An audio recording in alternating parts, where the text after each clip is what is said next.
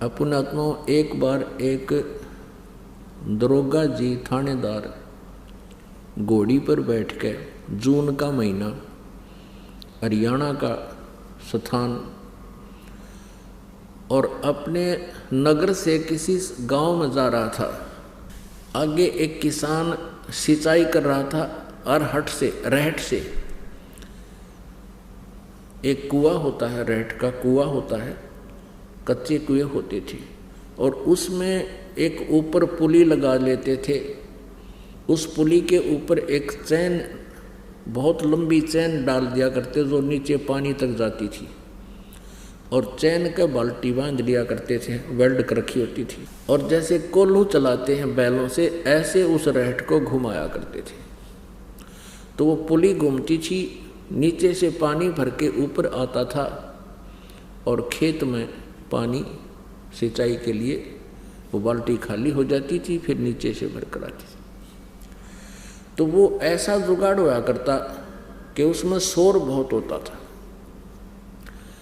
जब वो चलता था तो उसमें वो लोहे के जो पुर्जे थे वो चूं ची चर चूं करता था, बहुत आवाज़ करता था।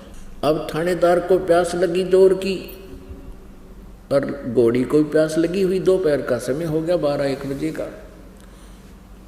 अब देखा कि किसान के खेत में पानी चल रहा है, तो दरोगा जी अपनी घोड़ी पर सवार यूं का यूं आया, और उसने घोड़ी को पानी पीने के लिए, जहाँ वो रहट से पानी तुरंत गिर रहा था, वहाँ पीने के लिए थोड़ा सा जगह होती है, पानी थोड़ा रुक जाता है, वहाँ लेकर आया, और उसकी चूं चूं को, उसमें जो चरचूं की आवाज़ आ रही थी, उससे घोड़ी बेदक गई, और 1 किलो 200 फुट जाकर डटी। अब दरोगा जी ने उस किसान पर डांट लगाई कि किसान, ये चूं चूं बंद कर दे, मेरी घोड़ी डरती है। अब किसान ने वो रहट रोक दिया, बैल रोक दिए। अब वहाँ से जब वो घोड़ी को निकट लाया, क्योंकि वहाँ मरुस्थल, ये बालू रेत सूखी जमीन थी, जब तक वो घोड़ी वहाँ लेकर आया तो वो पानी था वो जमीन ने पी लिया। अब उस दरोगा जी ने कहा कि किसान पानी निकाल।